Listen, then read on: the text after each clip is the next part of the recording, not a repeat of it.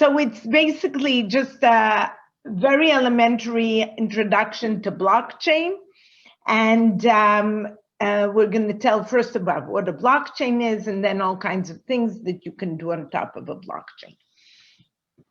So a little bit of history of what happened with these blockchains. So blockchains are really a technology on which cryptocurrencies are built. And this is what made them so exciting and interesting to people, the cryptocurrencies that sit on top of them. But in fact, they are a very interesting technical construction. And the cryptocurrency on top of them is sort of the excitement. They were introduced in 2008 by somebody called Nakamoto. Nobody knows if it's a somebody, many people. Nobody knows, and Nakamoto has not been revealed up to this point. It started, in fact, I wrote 28, but the truth is that it was introduced at the beginning of 2009. And it took some time until they became really popular. But after they became popular, they really created a disruption in the market. And as you can see below, the market cap of cryptocurrencies today is $1.9 trillion. It's just an unbelievable number. And this is today after the market has gone down by quite a bit. And it is claimed the daily volume in transactions over the cryptocurrencies is about 225 billion. This number is unclear, the volume. People measure it very differently. I took it from CoinMarketCap. They're varying numbers with big differences, but it gives you an indication that a lot is going on. After the introduction of Bitcoin, many other cryptocurrencies came into existence. In 2005, for example, the second biggest cryptocurrency, which is Ethereum, was designed.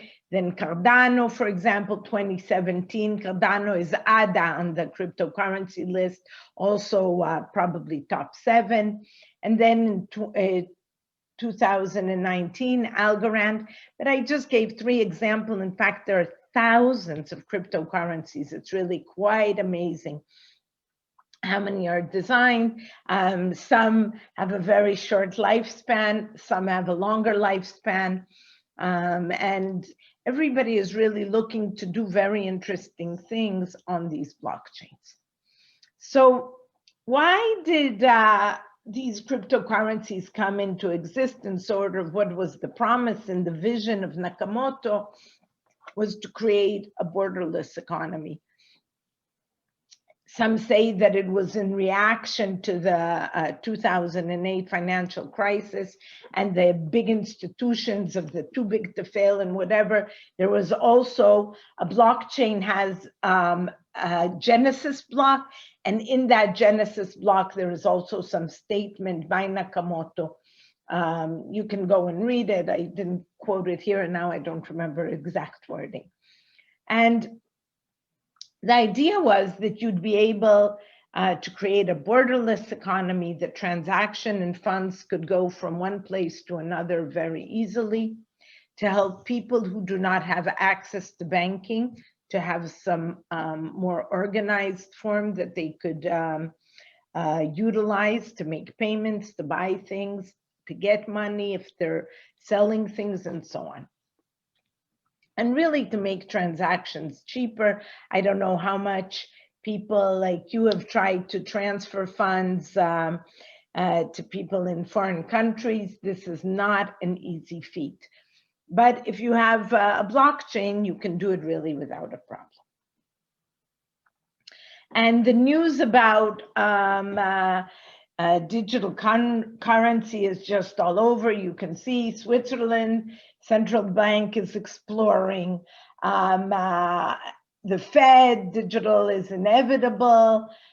30 central banks working on retail and so on and so forth. Many, many things. Okay. So what is a blockchain? As I said, it is the building block of these cryptocurrencies. Each one of these cryptocurrencies has a blockchain in its construction. But what is it? And how does it really deliver what we need? So basically, it's just a database, okay? And what does it have? It's persistent. That means once you put something, it's up there and it cannot be removed. So you can only continuously append. And not only you can append, but really you can only append in order. So if you see block number 1 and then you see block number 2, you will never see them in reverse order. It's always going to be the same sequential order. Another important property of the blockchain is that PG and I, despite being on 2 different coasts, or me and somebody in Israel, we all see the same data. So we all see the same blockchain, and in some sense, we agree and know that it is the same blockchain. Another important property is that the blockchain never stops, that it continuously is able to add blocks, that nothing can stall this process of moving forward and extending the blockchain. And the beautiful thing about these blockchains is that they're created in a distributed manner. The whole world is participating in creating the blockchain. When I said the whole world, maybe I exaggerated a little bit. We'll see later what's actually happening in practice, but this is the idea. It has the ability for this to be the case, that everybody can contribute and there is no need for a trusted party, okay? Because if I can contribute and PG can contribute and my mother in Israel can contribute, then clearly there is no need for a trusted party because we all can do it. And once we have this primitive of a blockchain, we can build many things on top of it. First and foremost, the cryptocurrency. I need a watch somehow. Okay, so interestingly enough, this is not a new problem. This thing of consensus of everybody seeing the same data is a problem that's been studied since the 1980s under the name of Byzantine Agreement. And it was introduced by 3 researchers, by Ph.D. and that had and has a long history of papers and results and so on. And you can see that these things needed to exist because, for example, Google has servers all around the world with a lot of data. It really has to have some consistency around over all these servers, or Amazon or Bank of America. The examples are endless. But these are solutions where there is somewhat of a closed system. Google can sort of reach agreement between its own servers. And this you can think of sort of as a private blockchain, okay? It's not public, it's not me and PG, it's Google organizing consensus amongst its servers, and so on and so forth. So what was the breakthrough idea of Bitcoin? That it would be a public blockchain, that it wouldn't be just the Google servers talking to each other and agreeing, but it would be everybody agreeing. And it's surprising that we can actually achieve it, right? Think of a family of 5 people. How often can they reach agreement and consensus? This is a big, difficult problem, but still somehow it's solved by this blockchain idea. So what was the idea of Bitcoin? First of all, it's a blockchain which is created under the concept of a proof of work. And how does this proof of work happen? It's really servers doing these computations, but they're called miners. So I put a little miner so you'll remember that it's miners in this algorithm. And what happens is the following. Let's say that we're at some point in the middle of this thing and there's already some portion of a blockchain. So as I told you before, there was the Genesis block that Nakamoto had put out, and then the blockchain started extending. So here we're at some point in time, there are already some blocks. And we want to add the next block. So what was the idea that the Bitcoin protocol said? It said, we will choose a leader, and the leader will tell us what's the next block, okay? And how do we choose a leader? I mean, we're all over, right? It's difficult. So they had a brilliant idea. They will put out a puzzle, and everybody will sit and work and try to solve this puzzle. And the first server or miner that solves the puzzle, you can see here the solution of the puzzle, of this puzzle. That server that produced the answer will also give us the next block. And that block will be added to the blockchain. Okay. But now, of course, as there's a lot of money involved. Oh, and I want to say one thing about the Nakamoto Bitcoin algorithm or protocol is that if you are the person who proposed this block, if you're this guy, then you will get some Bitcoins as a gift. Okay. But the protocol is not that simple. Because what do we have? We have people, there's a lot of money involved in this, definitely today in the size of the blockchain. And there could be people who want to attack this blockchain and this creation. But the idea of this puzzle thing, which is the brilliant idea of this protocol, is that the adversary doesn't really see who is going to be providing the next block and be able to corrupt them in order to cause damage to the blockchain. Because the minute that the puzzle is given out, it's too late. Once I have my solution and I propose this block, now you can't corrupt me anymore. The block is out there and it's done. Okay. So what are the Bitcoin properties? First of all, as I said, if you are the miner who mined the block, they call it mine the block, but that basically means you presented the puzzle. You solved the puzzle. We'll talk later about what the puzzle is. Then you get block rewards, these Bitcoins, and there's a certain amount of Bitcoins fixed in the original protocol. I think there are 20 million Bitcoins, and at every point, some Bitcoins are being given out. Of course, the number of Bitcoins is going down now compared to what you got at the beginning. At the beginning, Fabrice and I have a friend who mined, I think, for 2 days and got 100 Bitcoins, right? So think about how much money that is. And she mined it on a small computer. No big deal. Today, it's much harder to mine. A block is mined every 10 minutes, and there are about 2,000 transactions per block. And this is very low throughput. And as a result, there are also very high fees on Bitcoin and also on Ethereum and so on.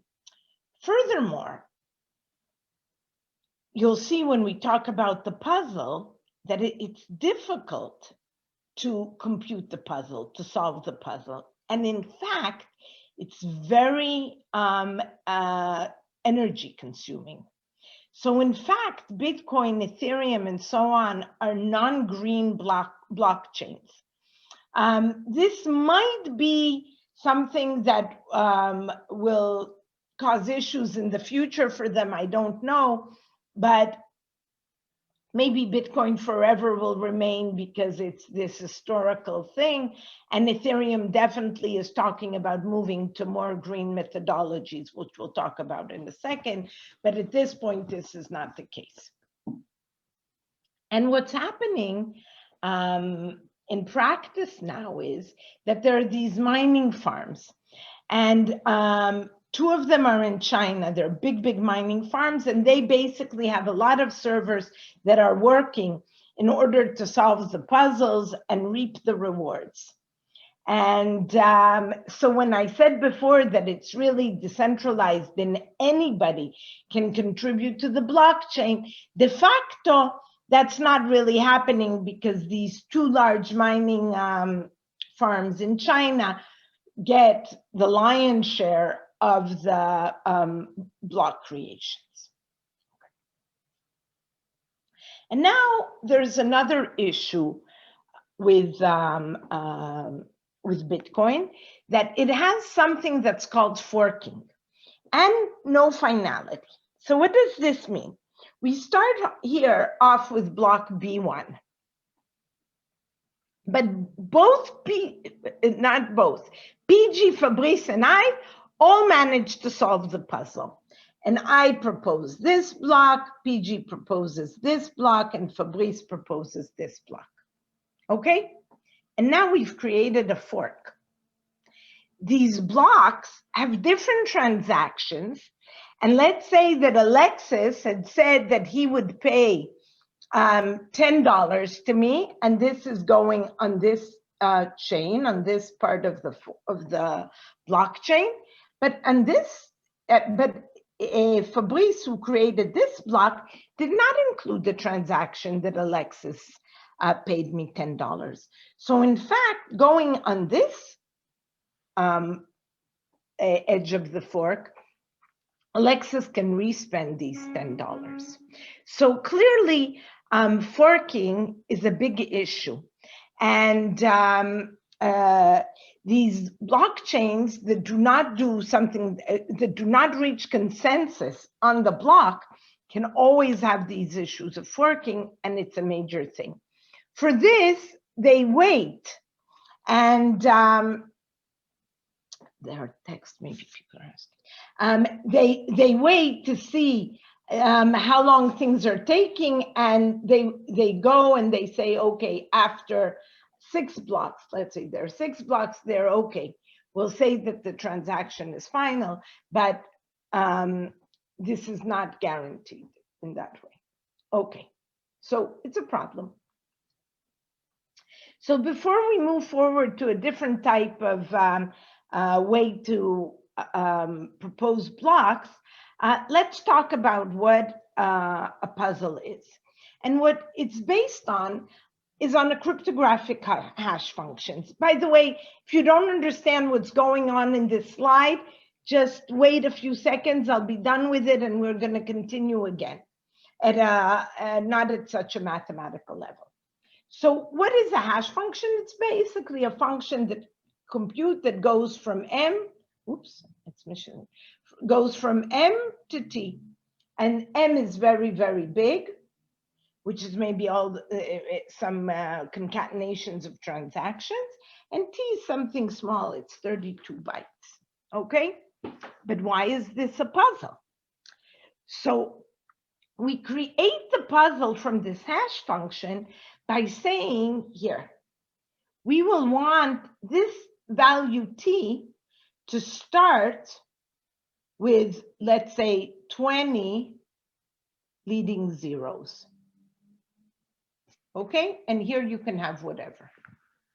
So now, in order to solve the puzzle, you have to try it on M1, M2, M3, M4, and so on, until the hash gives you an answer of this form. And when you have that answer, this will be the solution to the puzzle, this M. This is what you'll present as the solution to the puzzle, okay? And of course, I can make this puzzle. As I told you, now the puzzles are getting harder and harder to solve on Bitcoin. How am I going to do this? I'm going to do it by requiring more zeros. So to get something with 25 zeros is harder than to get something with 20 zeros. Okay, so now if you didn't get how the puzzle works, don't worry, we're moving on. But these are the type of puzzles that Bitcoin has. Okay, so we're slowly going to see a progression of blockchain technologies, of how we improve the technologies that we're going to be using in blockchain. I showed you the proof of work, and it has issues with scalability because it's slow. First of all, 10 minutes is really slow. Think about it. If you're buying coffee at Starbucks and you have to wait 10 minutes till the transaction is done, you're not going to be very happy. De facto, it's not very decentralized due to the mining pools or mining farms that I called them before.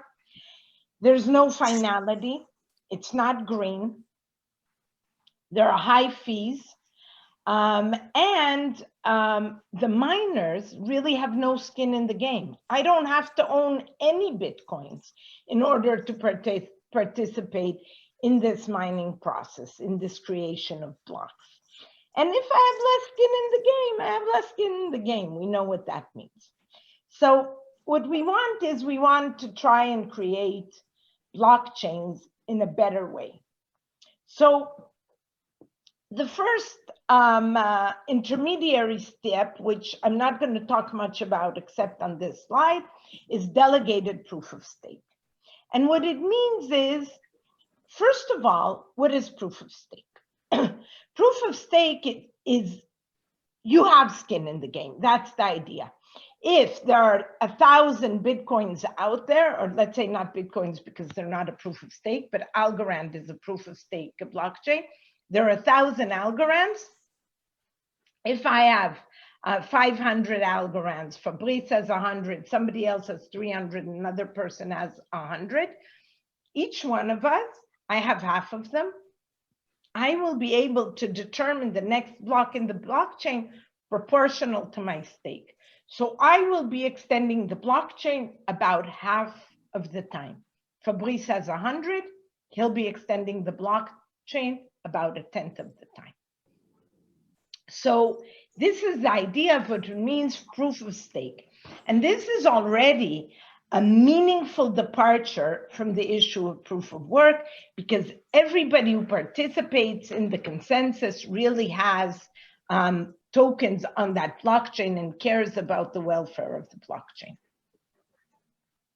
So, but delegated proof of stake is not really decentralized. There's a subset of parties who will be doing the computation and extending the blockchain on behalf of all the participants. And so the security is really held by this small subset of parties that are doing the computation. But the nice thing about these proof of stakes is that they can offer low costs per transactions, and you'll see shortly why when we talk about the Algorand blockchain, because the computation is not heavy. It doesn't require so much electricity and so on. And finality, some of the proof of stake blockchains have it and some do not. I will be talking about Algorand, which does have it. Okay, so what do we need for these proof of stake protocols? What did we learn from Bitcoin? We learned that we should have a leader election, that somebody should be the party that proposes the next block. But the way that we had the leader election before was with a proof of work. That was not good. So maybe this whole idea of leader election is not good? No, turns out that it is good. We do want to continue with this, and we have a way to deliver it, which will be very effective. So again, we will have this thing that you win the right to add the next block. and the winner will provide the proof that it's a winner, like before when I showed you in the hash that you provided the proof that you managed to compute a hash with 20 leading zeros, and it will provide the next block as before. And the block is potentially added to the blockchain. We'll discuss a little bit more on this later. Okay. So let's, as we said, for the Bitcoin solution, how was the leader elected? It was via this mining. Whoever solved the puzzle with the zeros extended the blockchain. And it was secure against an adversary who wanted to corrupt the block proposer because it didn't know who it was going to be until they proposed the block. But of course, there was the issue of potential forking. So what will be our fast method for leader election, or maybe for a few leader elections? And as I said, the leader will get elected proportional to their stake. If I have half the stake, I'll get elected as leader half of the time. So again, this is the picture from before. And how does the leader election here work? I can compute a certificate that says I am the leader, okay? And this certificate is created via something that's called a verifiable random function. You don't need to know what a verifiable random function is. It's also a cryptographic primitive, like the cryptographic hash function.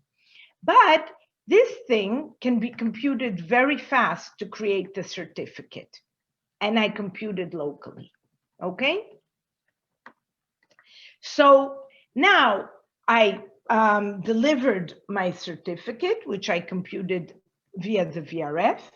Again, I proposed the block, and we'll decide how we like the block, if we like it, and if we want to add it in a second. And if we do, we add it to the blockchain. So these pictures look almost like what they looked in the Nakamoto protocol, and they are in fact very, very similar, except for the critical part of how this certificate can be calculated, and this is critical. Okay, and yet again here, our little red guy in the corner cannot do much because he, by the time he hears who the winner of the leader is, it's too late. Okay, so, and now we're at a fork in the road. Okay, and what's the fork? Now we have to decide if we want to have immediate finality or not. And if we do want to have finality, then I said, you know, do we add the block or don't we add the block? So if we want to have finality, we have to agree if this is the block that we're all adding. And this is achieved by this Byzantine Agreement protocol, which is the consensus protocol. Okay, and Algorand has a very, very innovative way of how to do a Byzantine agreement on the blockchain, which I will not discuss. I'm just saying this as a point. Okay, so how do we decide if we want this block for finality? We utilize it via this Byzantine agreement protocol, and we add it. Just to give you a flavor of what this Byzantine agreement protocol is, it's what you would think it is. People want to agree. So this is our starting scenario. Everybody has some input. This one has a 0, 3, 2, so on. And this guy is elected to be the leader, okay? Because he had that certificate showing that it's him. And then everybody adopts their value, and everybody agrees to 0. Okay, so this is what Byzantine agreement means. And it has, because not everybody is good in the network, these protocols for Byzantine agreement also work as long as not more than a third of the parties are corrupted. Okay, So what are the Algorand properties? I listed again here the properties of Bitcoin. Okay, so we get block rewards. No, unfortunately not. You get rewards in these proof of stake blockchains in a different way because there's no mining sort of to speak of, so you don't get it. Bitcoin is 10 minutes per block. We have 5 seconds per block. And I'm giving Algorand as an example because this, of course, is the blockchain that I'm most familiar with. But proof of stake algorithms, blockchains in general are much faster, all of them. Algorand's very, very good in its speed and so on. How many transactions per block? 5,000 and low fees. High electricity? No, low electricity consumption. And no mining farms, okay? And finality, we have finality because we agreed using the Byzantine Agreement, block by block by block by block, and there is never going to be this issue of something going off to the side and Alexis being able to double spend. Okay. Now again, a little bit of math, and ignore it if you don't want to know what it is. Just wait for me to pass this slide and we'll be good. So as I said, Algorand decides the leader via a cryptographic verifiable random function, which is a very interesting idea, but you don't have to know all the details about it. Yet again, it computes from M to T. And, oh, this should not have been a hash value. It computes to a value. And the interesting thing is that it's hard to fake. It's not that I can compute many values. And what's going to be the puzzle here?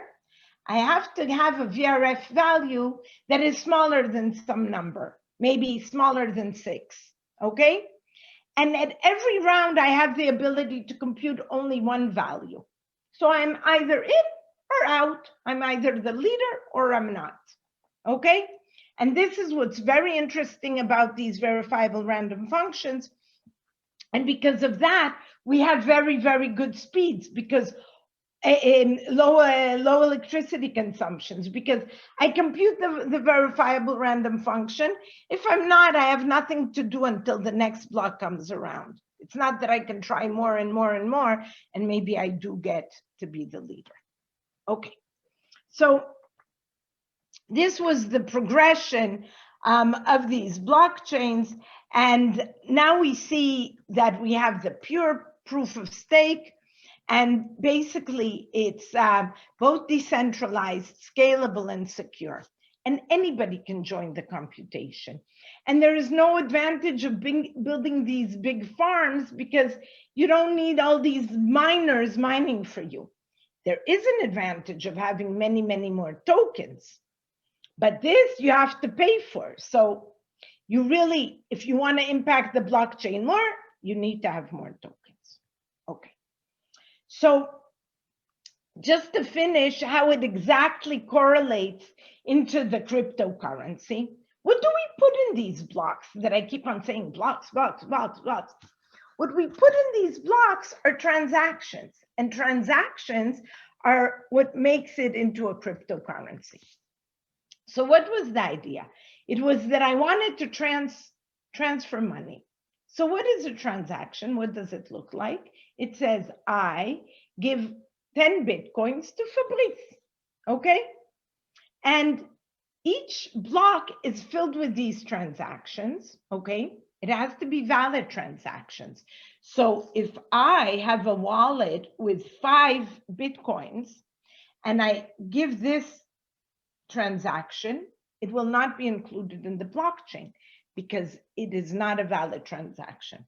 But if I had 12 in my wallet, then the I give Fabrice 10 Bitcoins will be approved and could be put into a blockchain, into a block, and will be approved. And then my wallet will go from 12 to 2. Okay? So when the block is added, it's not just added, we really check everything inside, and then we update all the wallets, in a way, in a virtual way, all the wallets are updated based on the transactions that happen. And if Alexis gave me 5, then this will go to 7. Okay? And this is basically how the blockchain records the transactions of the Bitcoins. Okay, so I think I'm going to skip this. Okay, because I don't think you're going to have time. Okay, let me say quickly. So basically, a lot of things that happen on the blockchain, which is a very exciting area now, is decentralized finance. And the ideas are many, many applications. And really, if you guys are into these things, these are wonderful things to look into. There, you can lend and borrow funds. You can earn interest, like in saving accounts, and many, many more. And there's a huge amount of money invested in DeFi.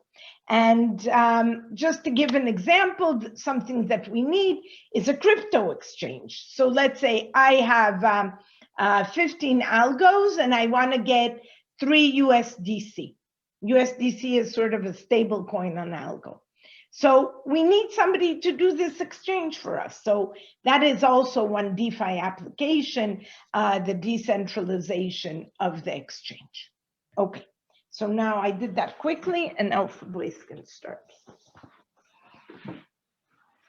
Hi, so I'm Fabrice Benhamouda, and I will be talking about what's above the consensus protocol. So up to now, essentially what Tal talked to you about is really the base of the blockchain and the cryptocurrency, the consensus protocol. That's what allows you to make transaction with the base cryptocurrency, like for example, the Bitcoin, the Ether, and things like this. You can send this cryptocurrency to other people, but that's essentially all you can do. So modern blockchain, like a newer blockchain, have much more features than just this base consensus protocol.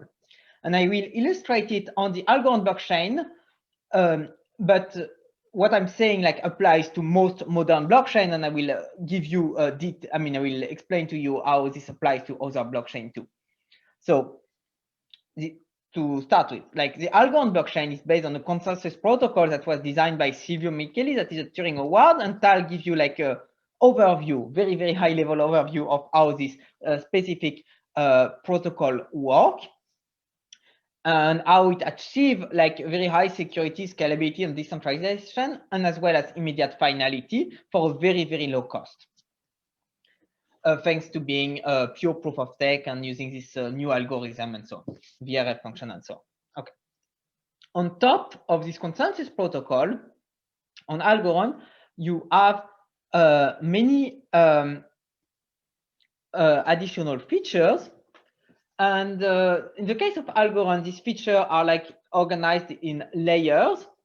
The first layers is called layer 1, and it contains features that I will detail later, called layer 1 smart contract, Algorand standard asset, and atomic transfer. And this feature essentially benefits of the same performance, the same security, and the same cost as basic transaction, basic Bitcoin transaction, if you want Bitcoin, basic algo transaction in case of Algorand. But sometimes these features are not sufficient, and you need more expressiveness. Like for more complex application, you need to be able to have like a more powerful language or whatever. And for that, you will trade speed and cost with expressiveness in this layer 2. But very importantly, Algorand is designed like very carefully from bottom to top, like adding layer 1 by 1. And this layer 2 smart contract have been designed to not slow down the layers below. So all these features, usually you will find them in most modern blockchain, starting with Ethereum and things like this. But often like layer 1 and layer 2 would be merged, at least in the sense that we mean them on Algorand, and you will have different trade-offs. For example, if you are thinking of Ethereum, the smart contracts are so much more expensive than normal transaction, while layer 1 smart contract on Algorand are the same cost. So you will have this kind of difference. But at the level of the features themselves, usually you will have very similar features. So let's actually start with one of these feature, which is Algorand standard asset in the case of Algorand. So remember, the base layer of Algorand, the consensus protocol, allows you to transact with a native token of Algorand, which is called the algo. The same way that the base layer of Bitcoin allows you to transact with Bitcoin, the base layer of Ethereum allows you to transact with Ether, and the base layer of Cardano allows you to transact with ADA. This is already very powerful. You can send money to your friend all across the world and things like this. But you cannot, I mean, you have many limitations. One limitation is that this cryptocurrency, algo, Bitcoin, and so on, are completely volatile. Like you just look at the news, one day it's plus 20%, the other day is minus 20%. So the value keeps changing. So this is kind of an issue. And also, in many cases, you want really to represent other assets and not just this cryptocurrency on the blockchain. And that's what ASA, or Algorand Standard Assets, allows you to do. And ASA is like essentially your own customized token on the Algorand blockchain. It's as if you created your own cryptocurrency on the Algorand blockchain. And this actually exists on other blockchains. On Ethereum, ASA would be called ERC20 or ERC721. What differentiates Algorand from other blockchains, however, is that transacting with this ASA at exactly the same price, the same security, and the same spin as transacting with the native algo, and you don't need any smart contract. It's really a feature, like a very feature ingrained inside the base, I mean, in the layer one of the blockchain, like really deep down in the blockchain. And if you have ever used like ERC20 on Ethereum, you know that it costs an arm and a leg just to do a single transaction. Like it costs something like $20. Why on it would take you 1 minute. Why on Algorand it would take you like something like 5 seconds, and it will cost you less than a cent. So you see the difference. And this is not just a marketing thing or business thing. The issue boils down to the fact that Algorand is built on this modern consensus, proof of stake consensus, which is so much cheaper to run because you don't need to pay this miner and you have much higher throughput. Let me give you some example of what you can do with this customized token. So the first thing you can do is a stablecoin that Tal mentioned quickly. A stablecoin is essentially a coin that matches an actual real world currency, what we call a fiat currency. So for example, we have USDC, USDT, which are coins that match $1. So the company behind them will promise you that they will exchange any of these coin on the Algorand blockchain or on the Ethereum blockchain or whatever blockchain with $1 whenever you want it. This is very convenient because now you can use the performance of the blockchain, like sending a transaction in 5 seconds, the cost of the blockchain sending transaction for less than 1 cent to do actual dollar transaction, USD transaction. Second application is loyalty programs and reward points. So for example, Props is a way to reward people on websites which look like YouTube, and Planet Watch is a way to reward people from doing like measurements related to ecology and things like this. And you get points that you can use for different purposes later. NFT. I'm sure you have heard of NFT, and I will talk more about it later. It's the new ICO. Like if you missed ICO time, now it's NFT time. These are essentially like tokens that prove ownership of an object, either digital or real world object. So contrary to the other token I've talked to before, where there are billion of token, like you have maybe million or billion or trillion of USDC, you have a single token for each object you want to represent, and it's an NFT. Stocks, real estate shares. You can also represent stocks, real estate share, or whatever like this, like any financial product on the Algorand blockchain or on Ethereum or thing like this using this customized token. And you have many more users for this customized token, just to show that it's real thing, not just like something like does ID, like it's something which actually happened, like the SIAE, the SIAE, which is Italy's largest collective management organization, just created like a few weeks ago 4 million NFT on Algorand for 95,000 creators. That actually created a lot of transactions on Algorand, 1,000 transactions per block, which was crazy. And but everything worked perfectly fine. So it shows the performances. And the loyalty props and penetrations have 1 million transactions per week. And the USDC and USDT, we did an interesting like relay where 4 people had to send 100 USDT across 4 continents, and they managed to do it in 1 minute for less than 1 cent, and not automated, like with clicking on wallet. So it shows that it's really practical, and it works very well if you want to send money to your friend, as long as they are like pay any fee essentially, and it's immediate. So really something that you cannot really achieve. Like you can achieve it in the US using Venmo, but you cannot achieve it like in the world easily. Hey, Fabrice, your thing crashed and somebody's asking a question. I can't answer. I'll read it to you. Isn't the blockchain on the first layer though? How is the performance, how are transactions done on this site? Yeah, so issue is that this layering have many different, people are using different names. So I'm using the terminology of Algorand, but it's true that in many settings, you will see layer 1 as being the blockchain and the smart contract.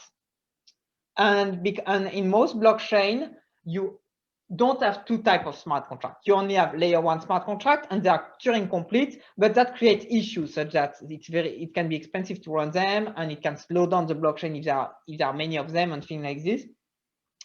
That's usually the terminology. And then what other blockchain can call layer 2 sometimes is solutions that use completely off-chain mechanism to increase performance or privacy.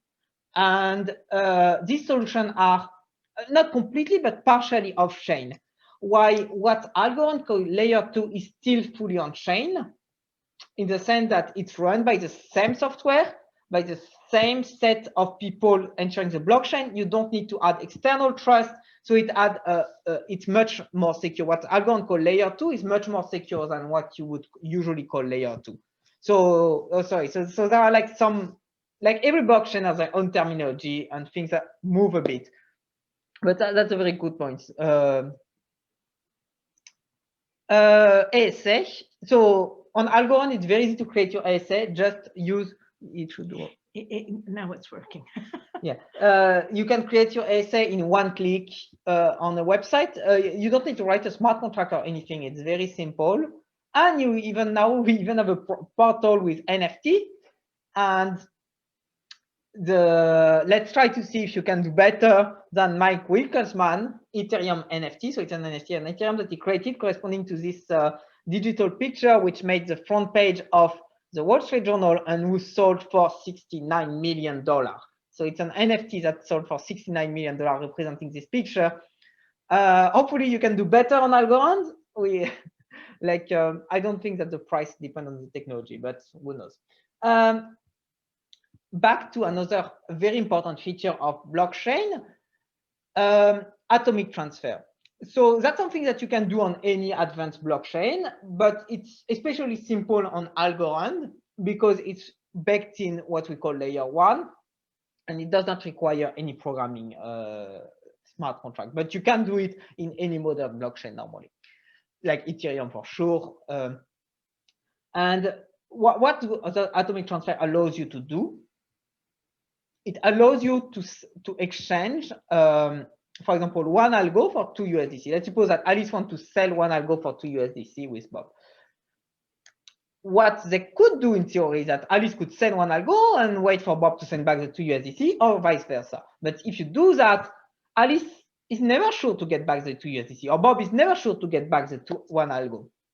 What atomic transfer allows you to do is to ensure that group all the transactions together and ensure that either all transactions succeed or all transactions fail.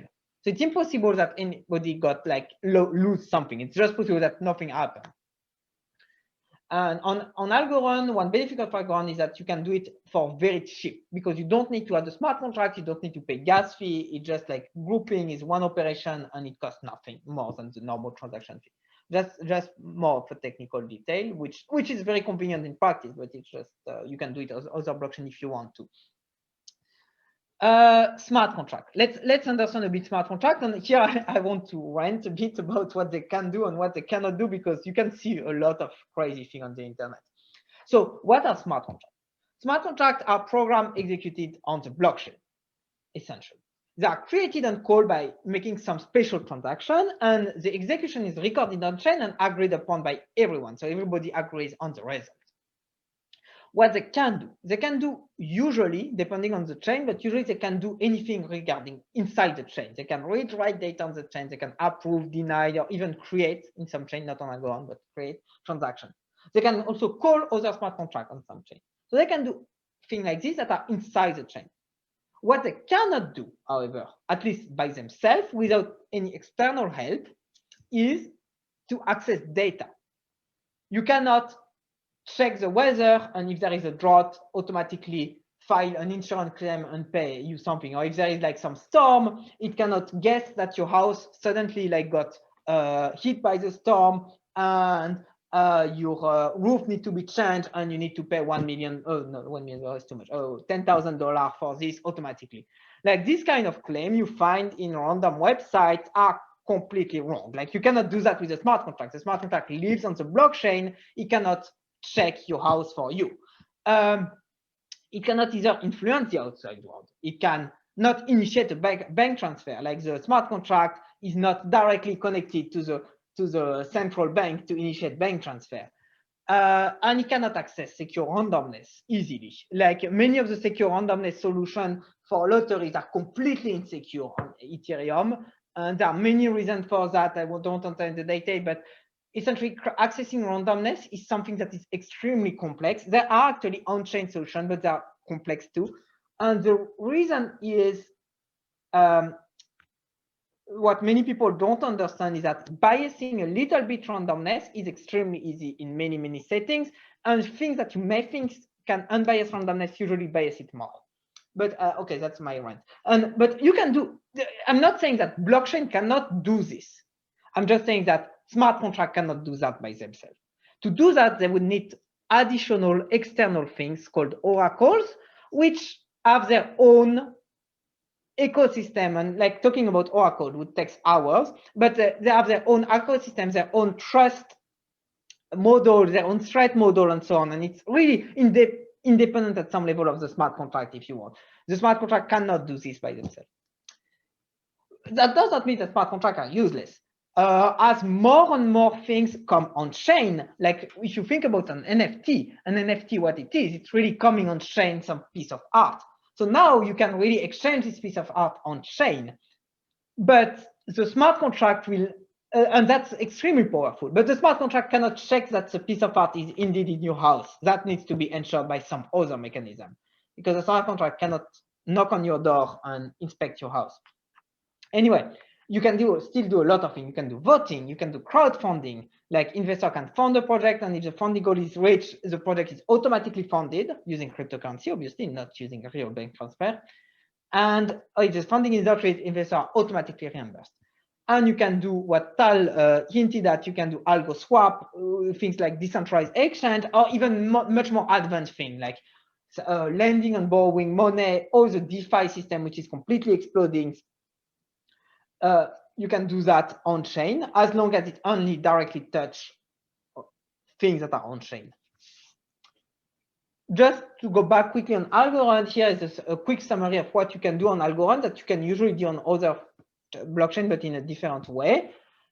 This customized token, Algorand standard asset, also known as ERC20, ERC71, this atomic transfer, bundling things together so that they are executed at once and they cannot be separated. The smart contract, and layer 2 allows more expressive smart contract with some trade-off, but without slowing down the layers below. That's actually an innovation of like this is actually very difficult to achieve. And this is an innovation of Algorand too. And also other features that is work in progress on Algorand is providing like some private chains that can interact nicely with the main chain. And maybe I would say even more importantly, providing some interoperability with other blockchain using some form of compact certificate that you can see as zero knowledge proof if you know this kind of thing. Actually, it's not zero knowledge, it's a computation, CS proof if you really know deep into crypto. How smarter are, how safe are smart contracts? What do you mean? How safe are smart contracts? So, how safe is that? So there are many, it depends what you mean by safe. The first thing obviously is that you need to trust your base, your consensus level. If the consensus level is broken, if there are forks and things like this, then already your smart contract has no chance to be safe. For example, if you are using Ethereum Classic, despite being a top 40 chain, every year you can see that people play with it and fork it, simply because, I mean, this thing is completely insecure. If you are working on such a blockchain, obviously you have no security. So let's now assume that you have a consensus protocol in which you trust, and that you trust that in the case of proof of work, that the miners are distributed correctly and are not colluding with each other, or in a proof of stake, that the people who actually participate in the consensus are distributed correctly, and you trust that they don't collude with each other. Let's suppose that everything holds. Now the smart contract is as safe as you write it, and as safe as your assumptions are correct. So if you write it perfectly correctly, and if you make you understand correctly what the smart contract can do and cannot do, for example, you don't use incorrect way of generating randomness, then your smart contract is perfectly sure, and it will completely, I mean, the smart contract will be executed as properly, and it will be executed exactly, I mean, we do exactly what you mean, and it's completely sure.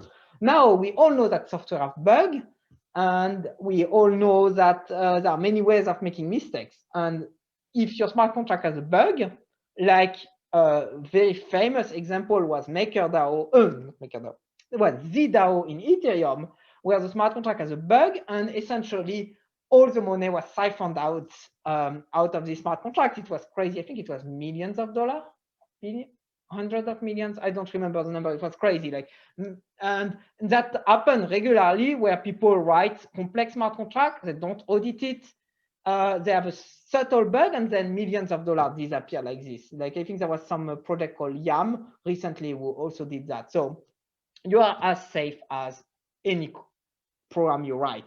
That maybe that the thing I want to say is that there is sometimes this magic thought that the blockchain make you safer, and it's not true. The blockchain provides you something new, a ledger, which is happen only, that nobody can modify. This is an extremely useful property. But the fact that your code is in the blockchain does not make it safer at all.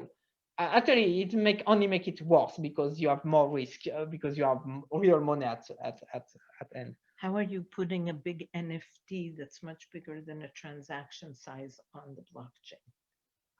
Usually NFTs content is not registered on the chain.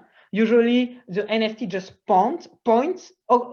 First, if this NFT is for non-digital art, like for Picasso, then the NFT would not even have content. Like, it would just say it's Picasso. If the NFT is a digital art, which is a large digital art, indeed, you don't want to store large data on the blockchain. It's prohibitively expensive, because you are essentially asking everybody in the world to store your data. You cannot do that. But so what you can do is point to a place where this art is stored. And remember, Tal introduced you a hash function. You will use a hash function to hash your piece of art. And what the NFT will contain is just the hash of the piece of art and some metadata, like saying who created it, for example, and things like this, like very small data. And this will just ensure that you can verify it's the correct piece of art, but the piece of art itself would be stored outside of the blockchain. Okay. There's a question of why is there a disconnect between the market cap and the technology of the token? Oh yeah, that's a question I ask myself every day, and that's a $1.9 billion question. Yeah, when I started at Algorand, I thought that my knowledge slightly in advance of the technological announcement would mean that somehow I have insider trading information, and it turns out that it's completely false. Actually, it's the opposite. Like, you should not. There is absolutely no relation, and I think at least I don't understand at all the relation. I think a tweet of Elon Musk has more impact than any technological announcement, even the most amazing one. Like a tweet of Elon Musk of a dog looking at the moon has more impact on Dogecoin than anything else. And Dogecoin is one of the most useless cryptocurrencies that ever existed, because it's just a fork of Bitcoin where they changed the logo to be a dog, and it's a top 10 cryptocurrency. So, okay. If you want to start building on Algorand, we have an amazing portal. I wrote an hands-on tutorial if you like to really get your hands dirty and like learn by getting your hands dirty. And it's even good for non-developer. Like if you want to start cryptocurrency and create your own assets, you can, or now even NFT, you can do it by following this tutorial. Normally it's very explicit, very step-by-step. If you prefer to read, there is also this article. We have many tutorials, solution, full documentation. And if you have any question, we have a Discord server. We have a Q&A server, we have office hours, and you can send us email, very easy to, and we are like often responding very quickly within a day or even less within an hour. So it's really a very active community, and you can really get on board very easily. Okay. Thank you very much.